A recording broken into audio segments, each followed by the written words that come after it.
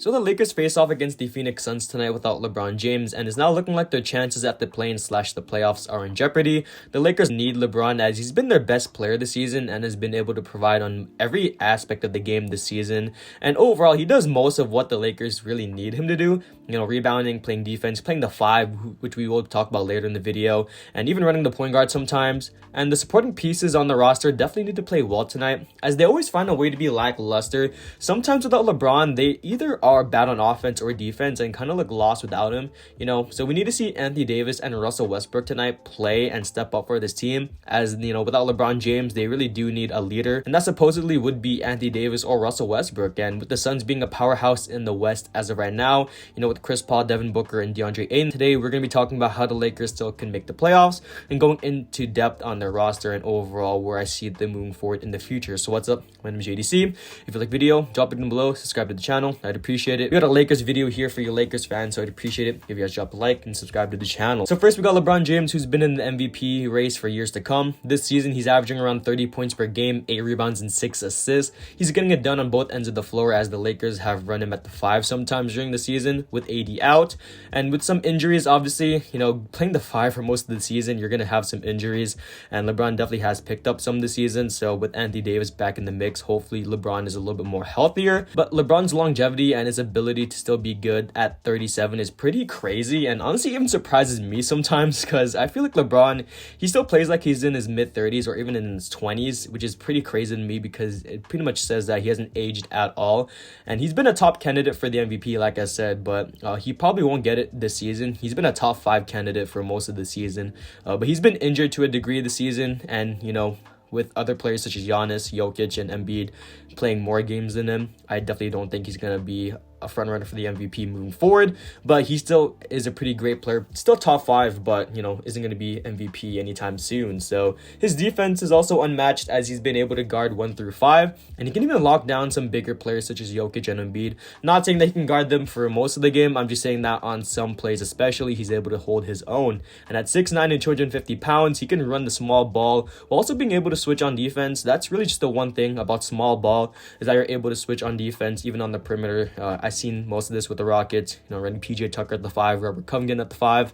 So with LeBron James, it's a little bit of a similar situation, but LeBron is a better defender than both of them. So he's able to run the point guard as well, as he's been, you know, running 1 through 5 this season, making him super versatile. One thing about LeBron James is that he's been able to be super versatile for this team, being able to do basically everything on the floor, and his playmaking ability is also something very underrated, as his 6 assists definitely reflect that. Overall, without LeBron, this Lakers team would be pretty much lost, and overall would be in the lottery without him. You know, with Anthony Davis and Russell Westbrook, they could possibly make the play-in or even the playoffs, but even without LeBron James, I think they would be not as good as they are right now. So alongside LeBron, we do have Anthony Davis, who has not been impressive at all this season. If I could describe AD's season, it would have to be injury prone, as he's just barely played this season. I think it's around like 39 games.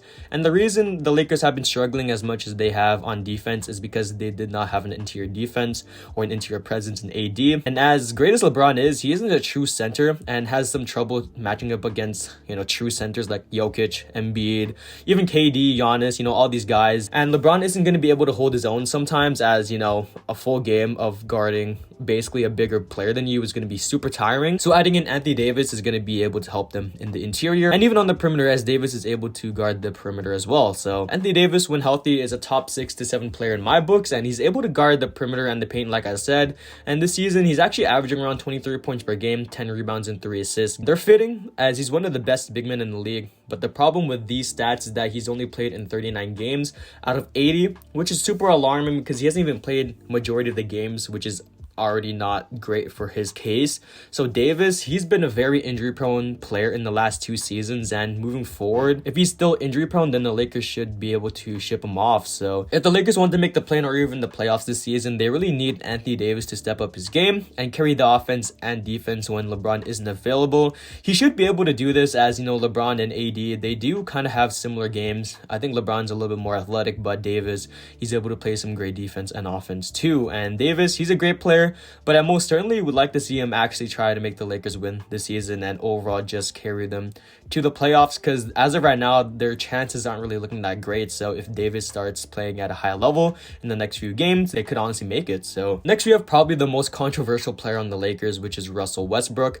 Now, Westbrook has certainly been bad for the Lakers this season, but definitely has picked it up in the later half of the season, with LeBron out for most of the games. And this season, Westbrook has averaged around 18 points per game, 8 rebounds and 7 assists on some pretty questionable shooting splits. He's shooting 44% from the field, which isn't that bad, but is shooting 29% from 3, which is horrible. And I know Westbrook isn't really known to be shooting the 3 well, but his 29% from the 3 as a point guard is basically unacceptable, especially if you're struggling to affect the game in other areas like scoring and turnovers. His turnover ratio is pretty horrible. To go along with his stats, he's actually averaging around 3.8 turnovers, which is pretty horrendous, but he definitely has cut it down in the last few games.